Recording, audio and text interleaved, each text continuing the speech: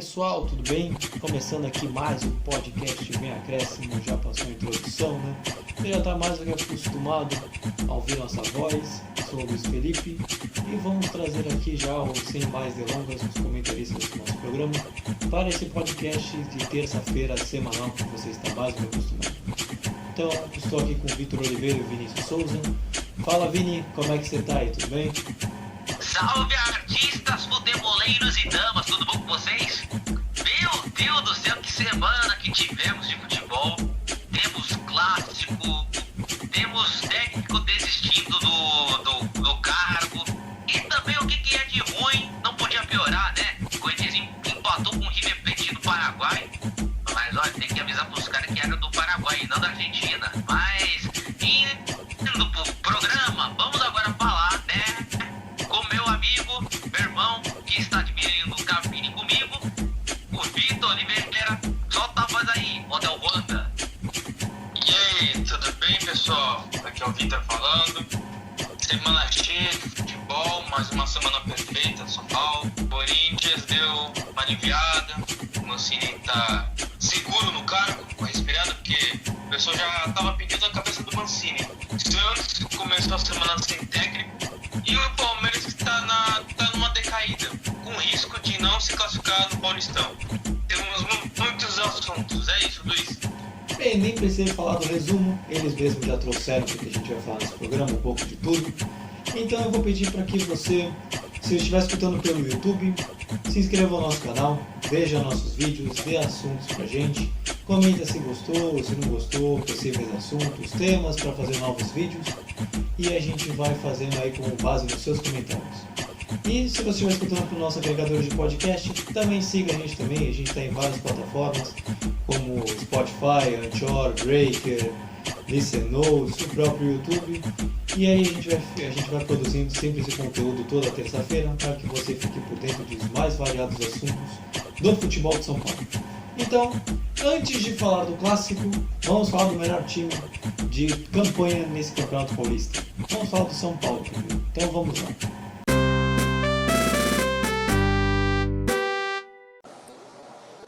Nós pensamos absolutamente em trabalhar, em fazer de tudo isto da maneira melhor.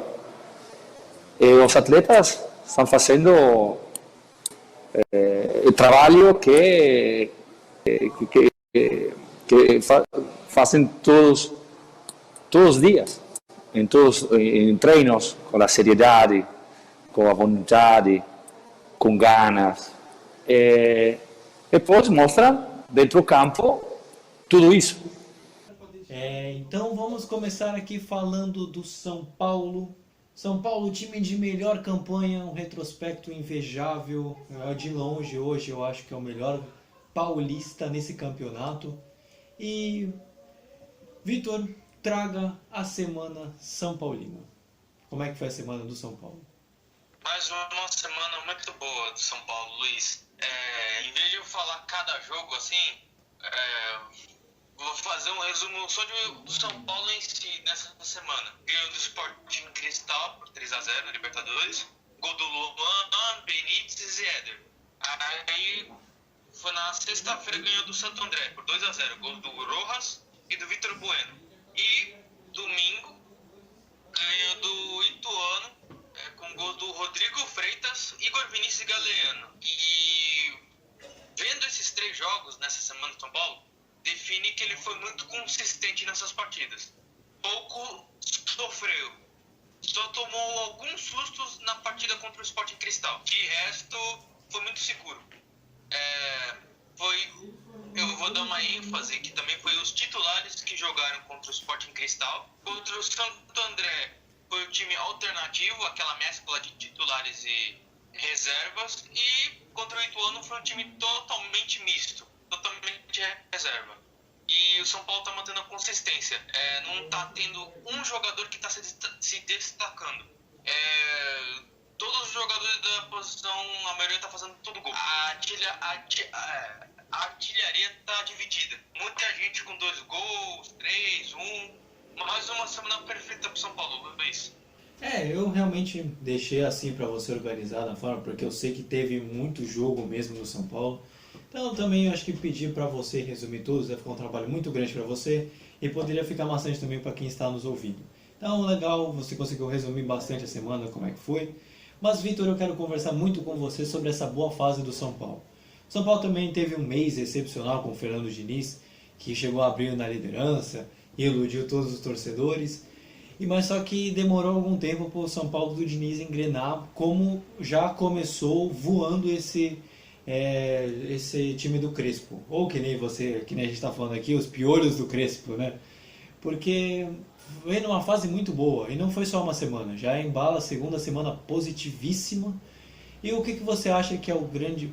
O que você como setorista, o que você vê como grande mérito do São Paulo para não só jogar bem e ganhar, mas também manter essa boa fase? O Crespo conseguiu aproveitar bastante a pré-temporada. Na fase que proibiu os jogos do Campeonato Paulista e só autorizou a fase de treinamento. Eu acredito que ele aproveitou bastante isso. E diante disso, você vê que mesmo titulares passando para alternativos e reserva, a ideia é a mesma. O conceito é o mesmo. Eles fazem tudo o que tem que ser feito. Ou seja, ele aproveitou bastante essa pré-temporada e os jogadores entenderam como é que se joga, como é que faz, na verdade. E também a questão do esquema tático, São Paulo está mais protegido. Bem, Vitor, e só de a gente falar dos próximos jogos, o São Paulo ele vem numa fase tão boa que isso pode influenciar para os outros campeonatos, né? Porque o São Paulo, de repente, ele fica nessa boa fase no Paulista e pode influenciar na Libertadores, que depois pode influenciar na Copa do Brasil, o Brasileiro, mais para frente.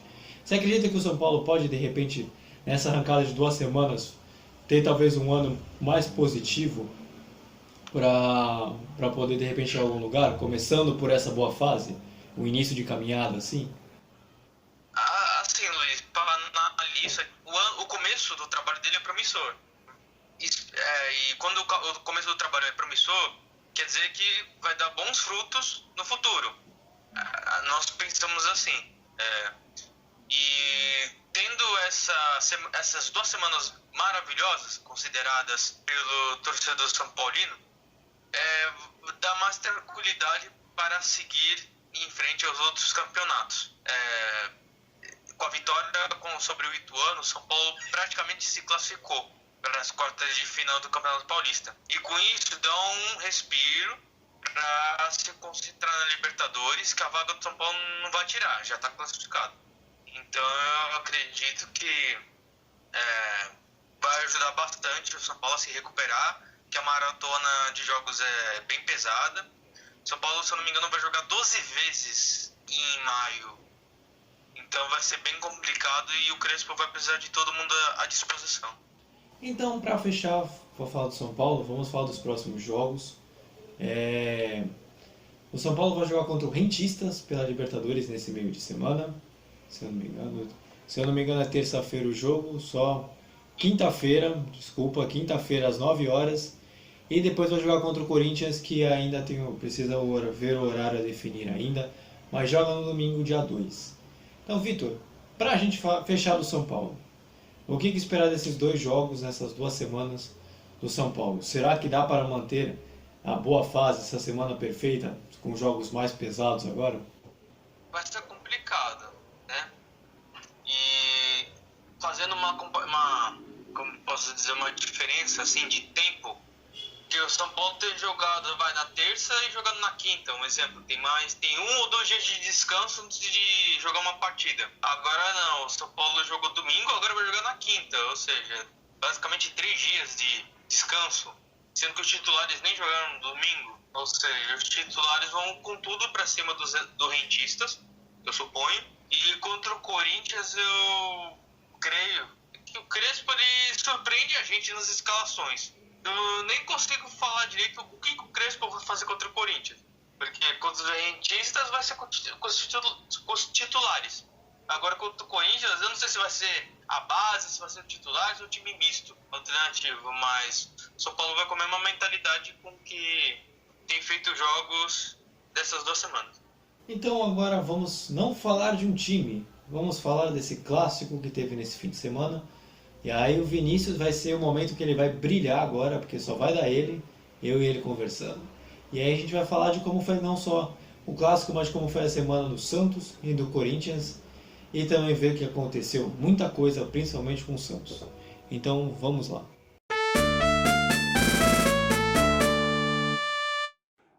No, claramente jugamos tenemos que jugar 4 juegos en 7 días y creo que es muy difícil para los jugadores poder jugar esos juegos con el chimi principal.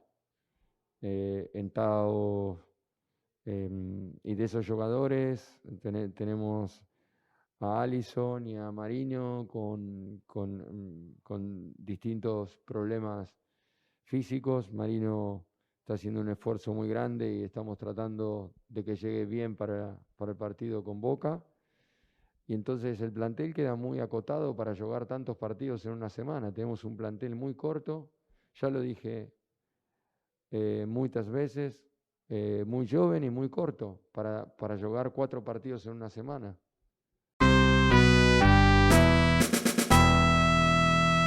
Qualquer equipe, a partir do momento que você abre espaço para sua base, e hoje felizmente a gente fala com orgulho, o Corinthians tem mais de 60% do seu elenco formado com jogadores da base do Corinthians, então isso é muito importante, pode parecer não significar tanto para muitas pessoas, mas é muito importante para o clube, porque você começa a botar em campo os jogadores com identificação no clube, que desde lá do sub-9, sub-11, sabem o que é jogar no Corinthians. Sobre o aspecto de gestão de grupo, eu tenho uma gestão de grupo muito humana, eu converso muito com o jogador,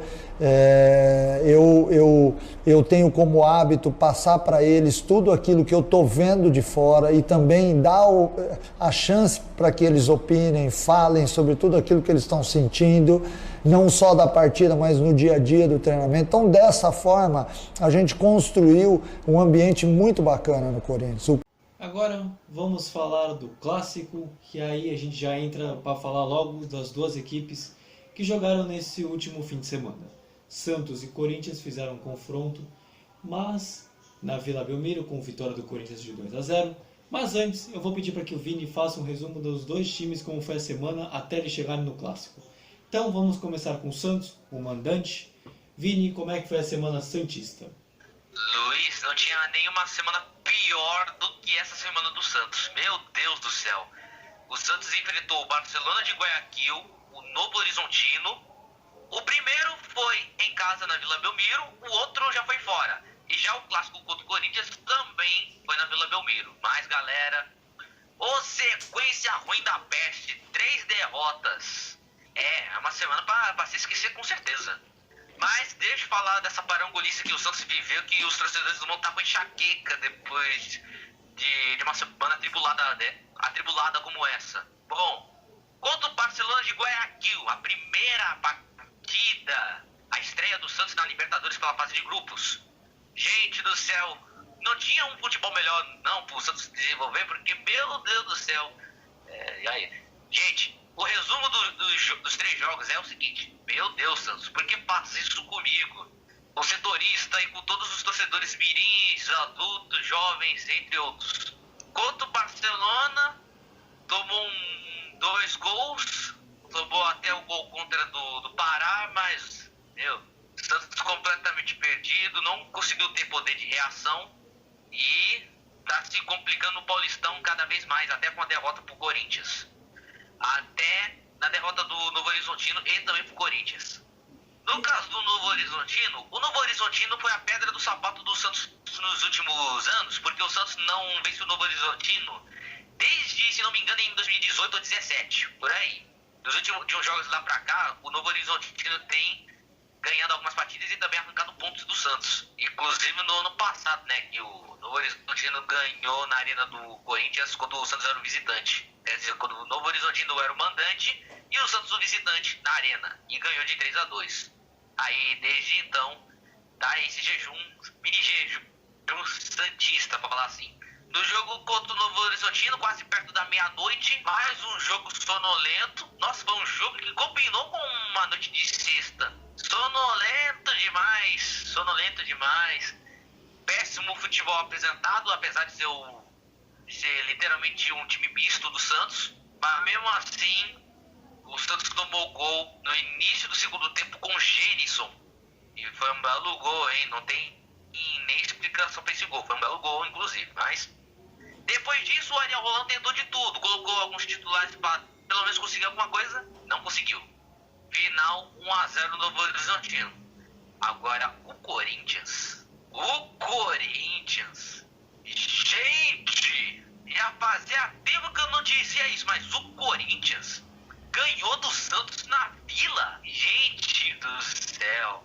E pra quem não tá sabendo, o Corinthians não ganhava do Santos no Paulistão há mais de 12 anos só no Paulistão. Agora, se pegar da última vitória do Corinthians, foi em 2014 pelo Campeonato Brasileiro, que ganhou de 1-0. De lá pra cá foram 7 vitórias do Santos, independentemente de onde tiver, no Pacaembu e também na Vila Belmiro. Aí, quando foi contra o Corinthians, o Santos perdeu em tudo, no placar, no número de finalizações, de passes certos e desarmes, sem contar que teve o Wellington Tim expulso.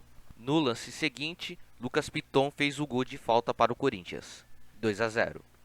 E aí, o Corinthians continuou pressionando o Santos se sentiu encurralado pelo time do Corinthians, e mesmo assim, o desastre foi tão grande que o Ariel Roland perdeu a paciência, não só com os jogadores, mas também com a torcida, que tacou rojão no apartamento dele, que agora surgiu a notícia que ele pediu demissão do cargo. E agora, o Santos agora tá em apuros, literalmente, porque tem um confronto difícil contra o Boca, lá na Bomboneira, e tá sem técnico. Prossiga, Luiz. Agora, só antes de a gente entrar realmente nas notícias, pra gente ser justo também com o torcedor que ganhou o jogo, Vini, como é que foi a semana corintiana? Para depois a gente entrar falar do clássico mesmo. O Corinthians teve uma semana mediana, visto que tinha só o jogo do River Plate do Paraguai, mas pelos resultados apresentados foi melhor do que se pode imaginar. Sendo que no sábado a torcida do Corinthians havia protestado por causa do futebol mal apresentado contra o River Plate do Paraguai e que falaram que ganhar o clássico era obrigação. A sequência do Corinthians era assim: na quinta, o Corinthians havia empatado em 0-0 contra o River Plate do Paraguai. Foi um péssimo resultado para muitos. O Corinthians poderia ter ganhado o jogo, é verdade. Mas faltou aquele capricho. Faltou a bola ter direção ao gol. Porque aí 3 pontos e bora correr para.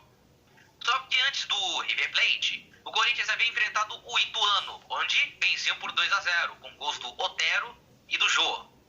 Aí o que vos acontece?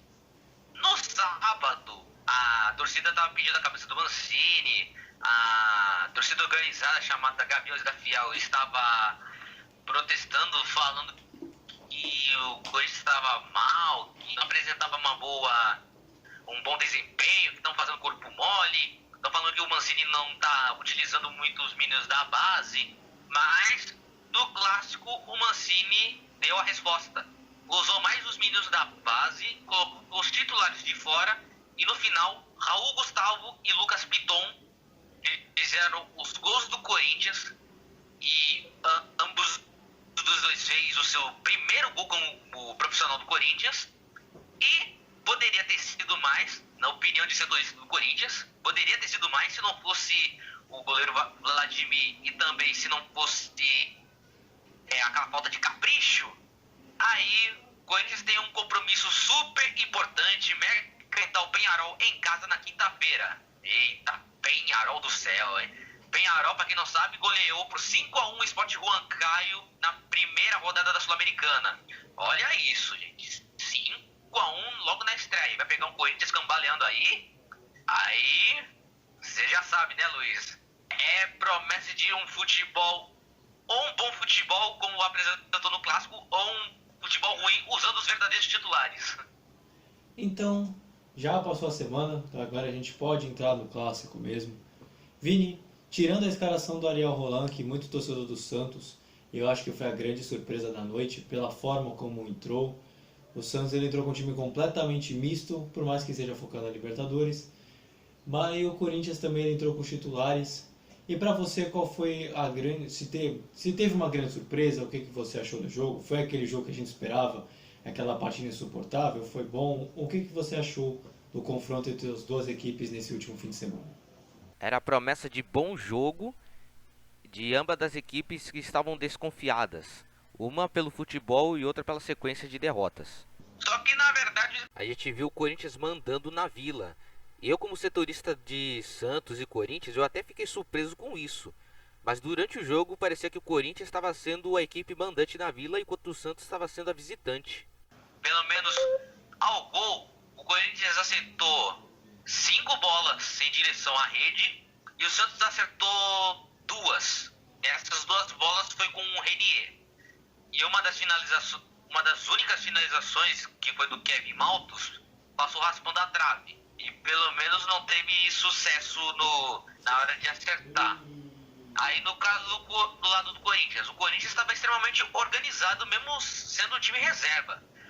Quando a gente via o time reserva do Corinthians jogar, a gente pensava assim, a equipe tá mal entrosada, que etc. A gente não dá pra confiar nos reservas não. Aí do que a gente viu ontem, um time reserva do Corinthians entrosado, jogando bem, arriscando dribles, cruzando, aproveitando os vacilos do Santos, que também contribuiu para essa derrota.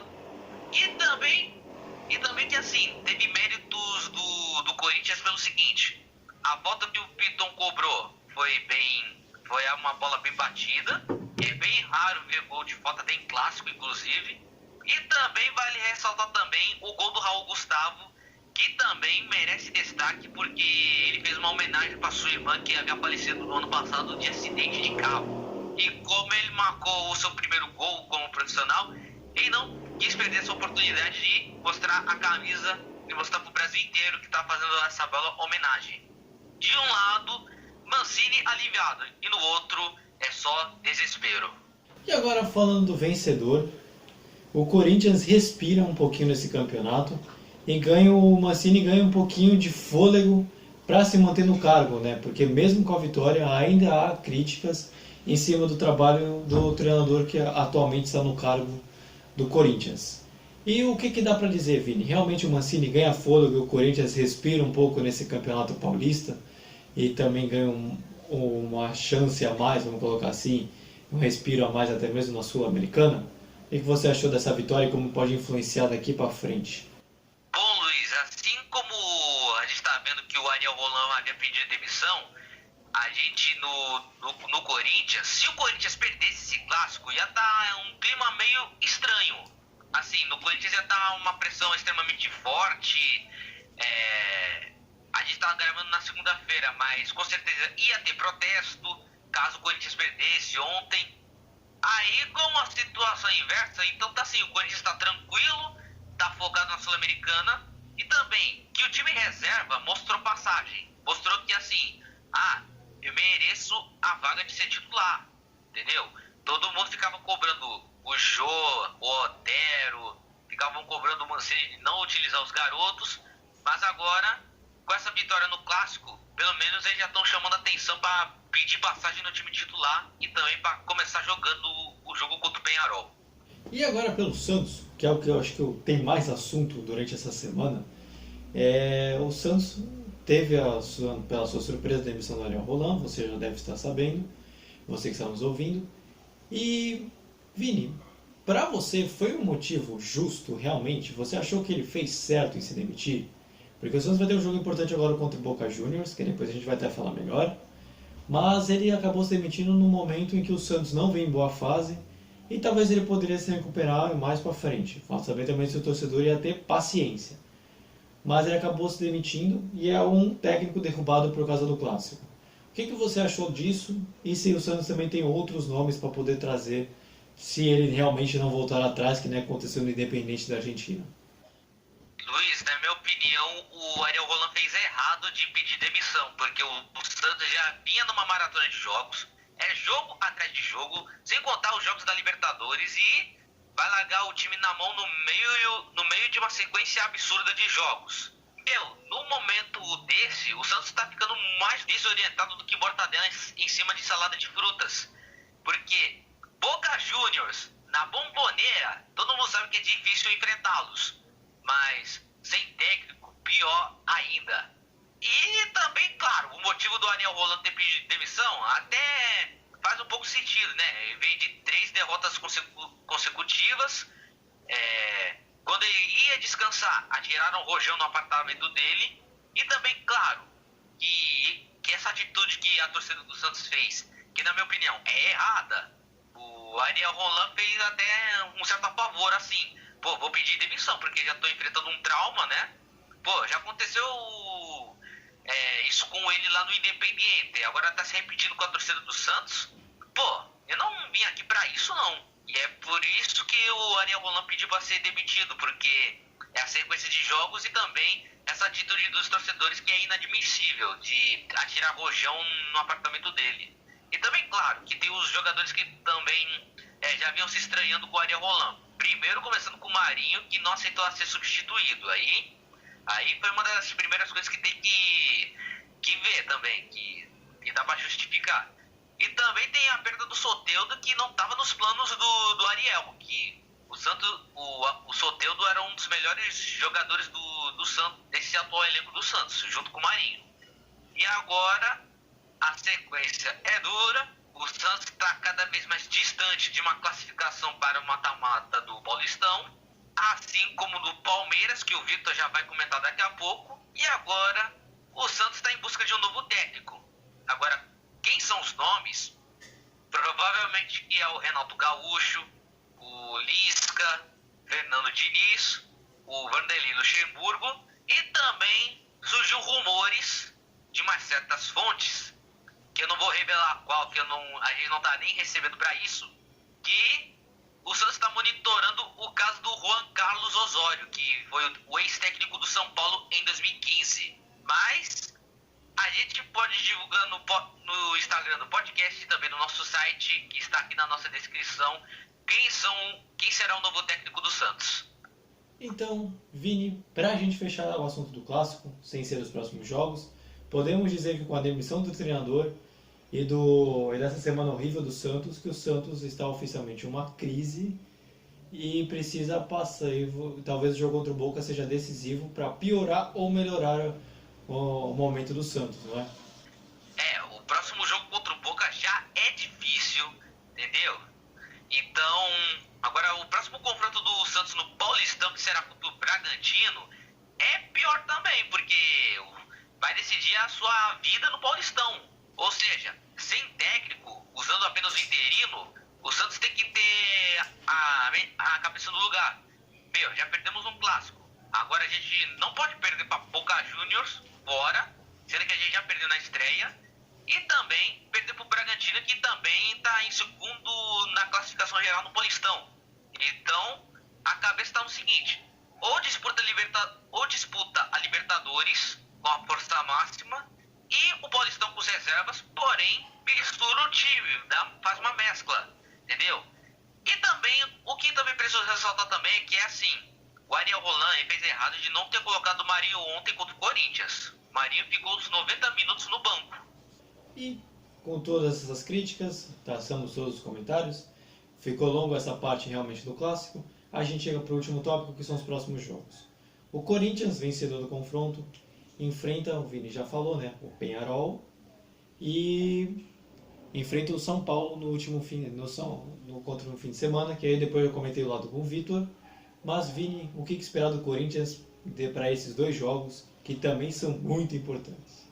Bom, como eu já havia dito, a vitória do Clássico dá confiança, ânimo e tranquilidade para o Corinthians. O Corinthians já se reapresentou depois do Clássico, e o Mancini agora vai trabalhar os jogadores, tanto reservas quanto os titulares, para decidir quem vai ser titular contra o Peñarol. Bom, depois do que viu no Clássico contra o Santos, é claro que o Mancini deve sacar alguns jogadores, porque depois de tantos jogos ruins do Corinthians, pelo menos esse contra o Santos foi o único bom, na minha opinião. Se o jogo lá contra o River Plate do Paraguai, quando o Mancini decidiu colocar Cauê, Vitinho, colocou Gustavo Mosquito, foi aí que o Corinthians mudou a postura e começou a atacar mais. Já no jogo contra o Santos, utilizou esses mesmos jogadores, só que colocou o Gabriel Pereira. Aí o Corinthians melhorou de vez, tanto é que conseguiu sair da Vila com 2 gols. Aí agora, contra o Penharol, o Mancini vai ter que repensar. Se escala Jô, Léo Natel e Otero no ataque. Sendo que o Gabriel Pereira, o Mosquito jogaram bem no Clássico. E também se contar o Cauê, que apesar de ter feito uma partida discreta, pelo menos participou, se movimentou, pressionou a saída de bola. Aí tem também o São Paulo. Bem provável que vai usar o mesmo time que derrotou o Santos, ou não, né? Vai depender. Ou se vai usar o titular contra o Penharol mesmo, com o Jô, Otero, aí o... Nossa, o nome do... Não é o Matheus Vital, é o outro. Já até fugiu também. Aí usar a equipe reserva contra o São Paulo. Contra o confronto Batman do Mancini contra os Piones dos Piones do Crespo. Exatamente. E agora para o Santos. O Santos enfrenta o Boca Juniors já amanhã, quando a gente soltar esse podcast, terça-feira, que pra gente a gente está gravando numa segunda-feira, esse nosso podcast, e enfrenta no sábado o Bragantino, também pelo Campeonato Paulista, valendo também sua vaga. Vini, o que dá para esperar do Santos nessa próxima semana decisiva? Bom, no caso do Santos, contra o Boca eu já falei que o Santos tem que pressionar o Boca Juniors desde o início do jogo, quer dizer, dos primeiros 45 minutos. Aí, contra o Bragantino, será bem provável que tem que usar a força máxima também, porque o Santos tá precisando de vitória para não ser desclassificado, entendeu? O Corinthians, por exemplo, já faltam 2 rodadas. Pro Santos falta 3. Então vai depender das combinações dos resultados. Ou seja, o Santos tem que ganhar contra o Bragantino e ainda ganhar do Palmeiras, né? E o próximo, depois do Bragantino, tem o Palmeiras. E o Santos tem que ganhar essas 2 partidas para pelo menos ir pro mata-mata. Agora, se perder contra o Bragantino, aí a pressão tá em cima no clássico contra o Palmeiras. Aí será bem provável que assim, contra o Bragantino tem que usar os titulares mesmo. Então, depois desse áudio enorme, a gente tratou de tudo aqui do Clássico. O Vinícius deve estar sem voz já para poder comentar, já para o fechamento. A gente termina por aqui e agora a gente vai falar do último e não menos importante time. Vamos falar agora do Palmeiras, que também não teve uma grande semana, mas vamos lá.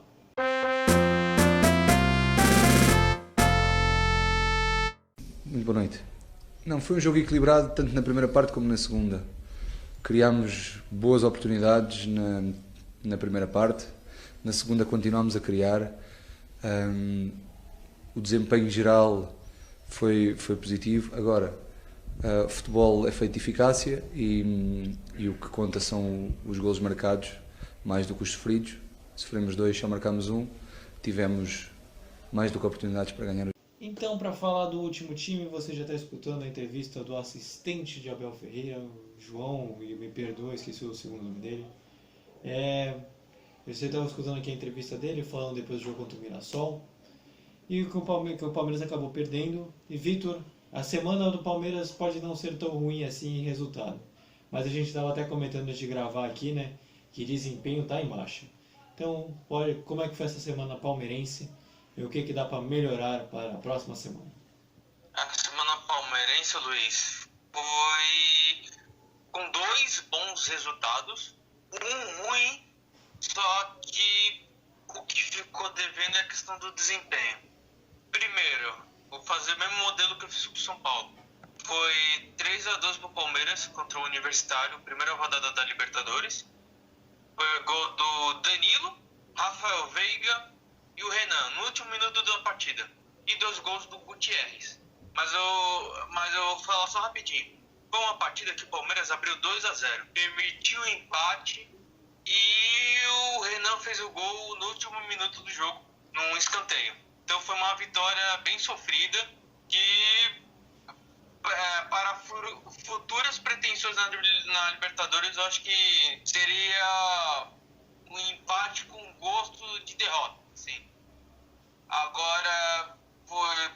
Palmeiras e Guarani. Guarani e Palmeiras. Palmeiras ganhou de virada. Guarani fez o gol com o Andrigo. Aí depois o Palmeiras empatou no primeiro tempo ainda. Gol contra do Matheus Ludic. E o William decretou o gol da vitória. Lei do ex. Que o William se formou em Campinas, no Guarani. E no jogo do final de semana, Palmeiras 1, Mirassol 2. Mirassol abriu o placar com o Fabrício, o artilheiro Fabrício, e ampliou no segundo tempo com o Diego Gonçalves. Fez um bonito gol. O Isaac Newton, fez o gol no último minuto da partida em uma falha do Alex Muralha. O goleiro Muralha foi o destaque dessa partida. Não tem como não falar. Defendeu um pênalti do Gabriel Menino, que podia ser, né? Podia descontar o placar, né? Ele defendeu o primeiro pênalti, só depois é que saiu o gol do Newton, então, né? E fechou o gol. O Mirassol e decretou essa vitória importantíssima. E com essa derrota do Palmeiras, ficou complicada a situação para ele se classificar, que vai depender de uma derrota do Red Bull Bragantino e do Novo Horizontino. Então a semana palmeirense foi de dois bons resultados, uma derrota, e nessas três o desempenho não foi bom. Então, Vitor, eu queria comentar com você sobre esse futebol abaixo do Palmeiras, abaixo da crítica, como em comparação a algumas atuações da temporada passada, em que o Palmeiras ganhou a Copa do Brasil e Libertadores da América.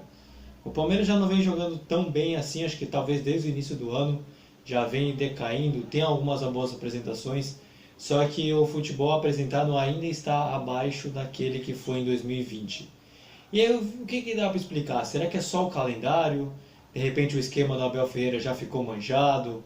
O que dá para explicar essa queda de rendimento do Palmeiras, se é que de repente existe até o mesmo motivo? Eu acredito, sinceramente, que possa até ser o calendário. Mas o que você acha? Você como setorista e acompanha melhor o Palmeiras. Também concordo com o calendário, mas sinceramente, Luiz, eu nem sei qual é o estilo de jogo do Abel Ferreira. Porque o Abel Ferreira, desde o momento que ele chegou aqui no Palmeiras, ele já chegou já com o jogo rolando, tudo, na base da conversa, alguns treinamentos, ele não teve pré-temporada, alguns momentos para treinar. Então, basicamente, agora a gente está vendo alguns traços do que o Abel Ferreira pensa sobre futebol. Que ele, óbvio, pegou um elenco do Palmeiras farto de jogadores bons, relativamente bons, e que corresponderam, deram resultado. Tanto que ganhou as taças ano passado e acho que esse ano não ganhou. Não, acho que só foi ano passado porque as duas ele perdeu esse ano. Enfim, você me entendeu. E também a questão do calendário. Rodar o elenco, tudo. Comparando com o Crespo, nossa, é surreal. É que também não dá muito pra comparar, porque o Abel ganhou o título de primeiro e o Crespo ainda não, tá começando. Mas eu quis dizer no sentido de gestão de elenco. Porque assim, o Palmeiras podia estar na mesma situação que o São Paulo. Tem o time titular e o time reserva, que o Abel Ferreira está usando o time da base. Tem muitos garotos que estão jogando as partidas quando os titulares estão descansando. E, por exemplo, essa partida contra o Mirassol só foi garoto. Eu tô fazendo aquela comparação que se fosse um pouco do São Paulo, todas essas coisas, eu acho que o Palmeiras não teria perdido, matado. Só no efeito de comparação, não é nenhum pitaco, é só um exemplozinho. Então eu acho que não está muito sincronizado. Eu creio que os titulares estão aqui, os reservas estão aqui. Não está no mesmo patamar de entendimento como está o São Paulo do Crespo. Só fiz essa relativa comparação. E a grande pergunta do torcedor para essa temporada, vide a boa expectativa, a boa temporada passada, é que tenha títulos novamente essa temporada. E Vitor, você que cobriu, você que viu toda a alegria palmeirense em conquistar uma Libertadores novamente, uma Copa do Brasil, 2 torneios que renderam boa cacife para o Palmeiras, o torcedor quer saber se de novo pode conquistar título. Só que eu acho que eu e você vamos concordar que talvez essa temporada vai ser um pouco mais complicada, né? O futebol não começou tão animador. Mas o que você acha? Será que de repente dá para chegar a algum lugar nessa temporada, já que os resultados, pelo menos nesse início, não são tão positivos? Pensando bem, assim, a prioridade é a Libertadores. O Paulistão está usando como um laboratório.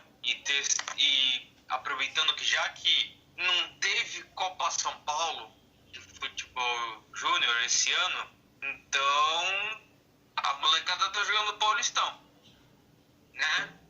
Uma coisa de se pensar, não teve copinha.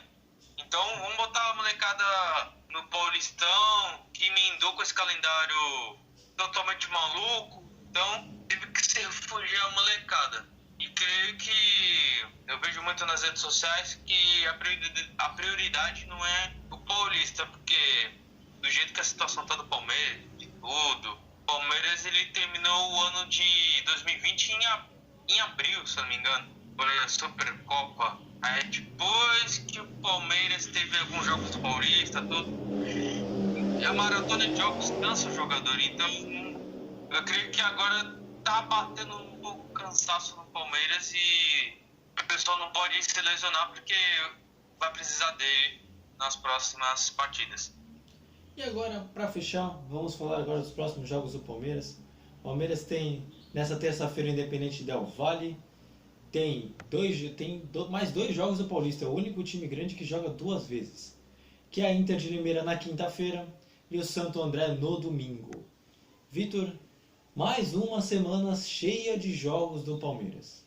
O que dá para esperar aqui com o Abel Ferreira e os jogadores podem traçar para essa semana palmeirense? Pra quem gosta de torcer pro Palmeiras, aquele fanático, tudo, essa semana tá perfeita. Terça, quinta, sábado, domingo por aí, né, Luiz? O jogo contra... Isso, domingo contra o Santo André. É overdose de verde. Não aquela planta, mas overdose de verde. Vai ser aquela questão de rodar o elenco. O titular vai ser contra o Independente Del Valle. Adversário difícil, eliminou o Grêmio e tudo.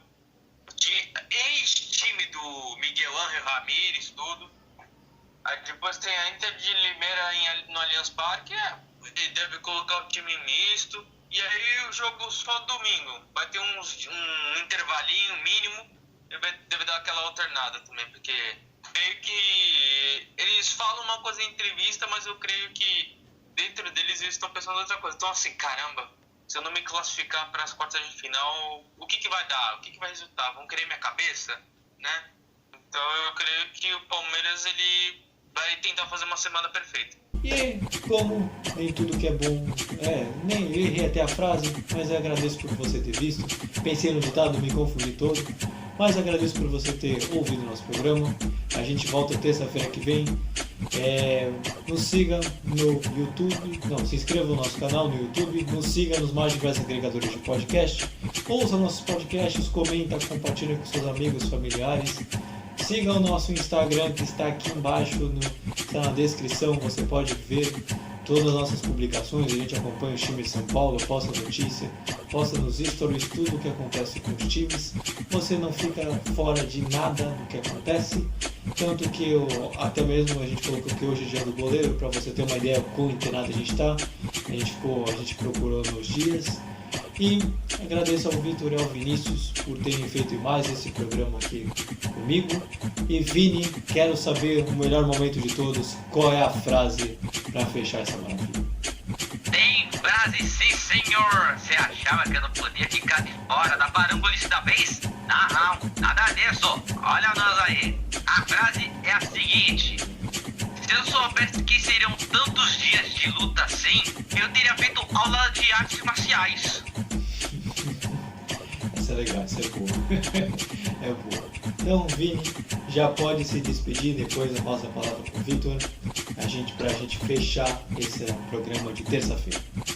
Bom, meus queridos, vamos encerrando esse podcast maravilhoso. As nossas redes sociais estão aqui embaixo, onde vocês podem pataguá-lo quando vocês quiserem, nos encher de comentário, de compartilhamento nas redes sociais. Você pode também comentar qualquer coisa Spotify, Breaker, Rádio Public, de qualquer lugar que você esteja assistindo isso daqui. Bom, podcast no fim.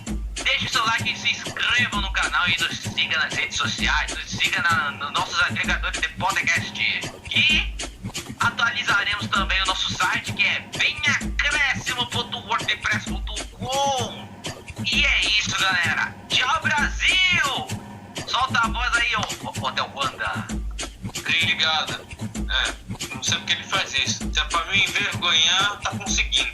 Enfim, pessoal, não liga porque ele fala. É que ele não... Então, valeu, pessoal. Ó, ele fica me atrapalhando, ele fica ofuscando minha estrela. Você fica me zoando, então? Tô ofuscando o brilho. Valeu, pessoal, foi bom estar com vocês. Mas tudo que é bom dura pouco. Ajudando meu compadre. Obrigado. Então, valeu, pessoal. Uma boa semana pra vocês. Aí, tá vendo? Companheiro é isso. É o que ajuda a gente na hora das frases, porque eu tinha me enrolado tudo. Então, galera, a gente vai ficando por aqui. Voltamos sexta-feira para a nossa live tradicionalíssima, essa vez no YouTube. Se inscrevam no nosso canal. Nos sigam nos mais diversos agregadores de podcast. Estamos também no Instagram, que está aqui na descrição. E a gente vai ficando por aqui. Muito obrigado a todos. E voltamos terça que vem para mais um podcast Não Vem Acréscimo. Tchau, Brasil! Fui! Tchau, Brasil! Que venha